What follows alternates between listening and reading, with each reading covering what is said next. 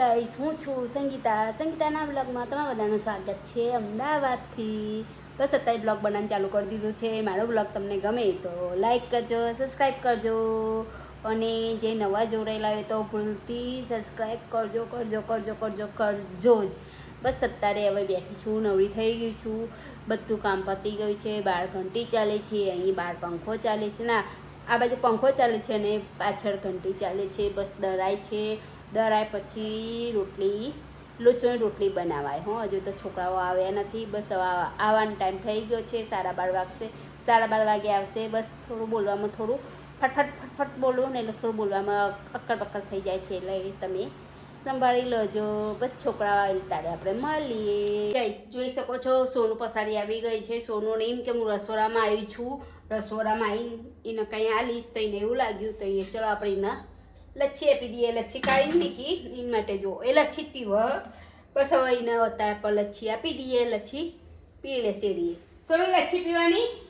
ભયો આવ્યો હાર્દિકભાઈ આવ્યો ના, તો હર્ષભાઈ આવ્યો. હાર્દિકભાઈ નથી આવ્યો. બસ હાર્દિકભાઈ આવવાની તૈયારી છે.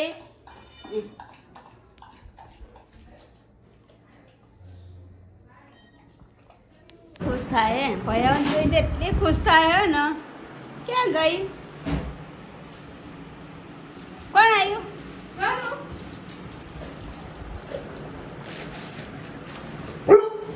કયા માટે ભાઈ? આપી જો શું બોલ કાય કાય લાવ.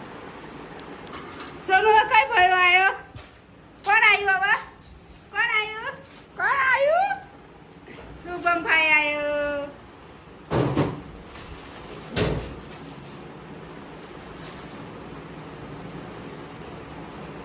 અને હેપ્પુ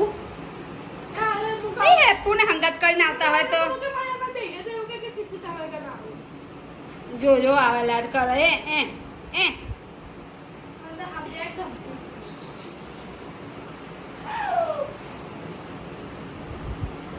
હાય ગાઈસ, તમે જુઓ મેં એને લચ્છી આલી ને તે લચ્છી નું પેલું શું કહેવાય, કાગળ લેવો જોજો કરે જોજો.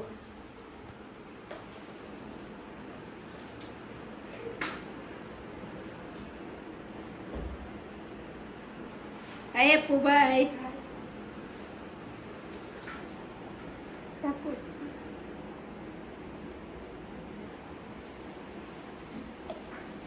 જોજો. અને નાટક તો એટલા હ ને ગણાય નહીં ને વેણાય નહીં ને સાબડીમાં માએ નહીં, એટલા નાટકો હાના હજુ નહીં. આની પર જ નજરો જોઈ શકો. આપી દઉં સોનું? આપી દઉં બોલ. તું કહેતે તો આપી દઉં.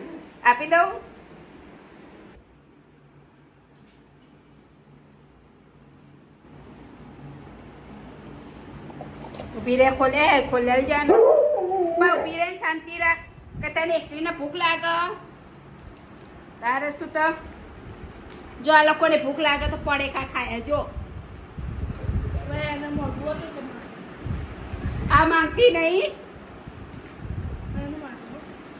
અરીનું મોઢું આ શું હતો? મોઢા વગર નહીં. હા જો ચાટવાની એ ખબર પડે કે કાગળ ચાટી કે કાગળ ફેંકી દેવાનું નહીં. ફાવે ને ગાઈસ આને તો આ કેવું કરશે ખબર? એ જો રસોડા લઈને બેસી જશે. જો આજે આખો વિડીયો મેં સોનું પડે છે.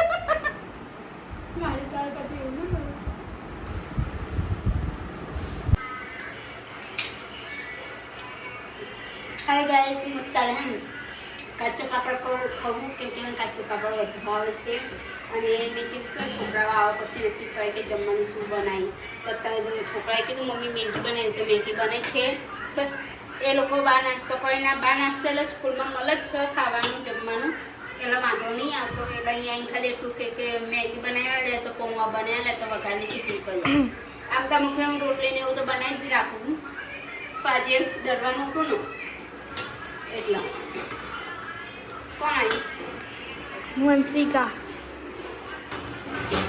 હાય ગાઈસ, બસ અત્યારે છોકરાઓને મેથીના થેપલા ખાવા છે તો હું મેથીના થેપલા બનાવું છું. અને કાલે પોપટ થઈ ગયો કેવી રીતના કે કાલે પકોડી લેવા ગયા પણ પકોડી એ ના મળી અને બટાકા તો હતા ખરી તો બટાકા 4 જ નીકળે તો પછી મેં કીધું હવે કાલ બનાવીશું. તો કાલના બદલે આજે મેથીના પરોઠા બનાવીએ છીએ.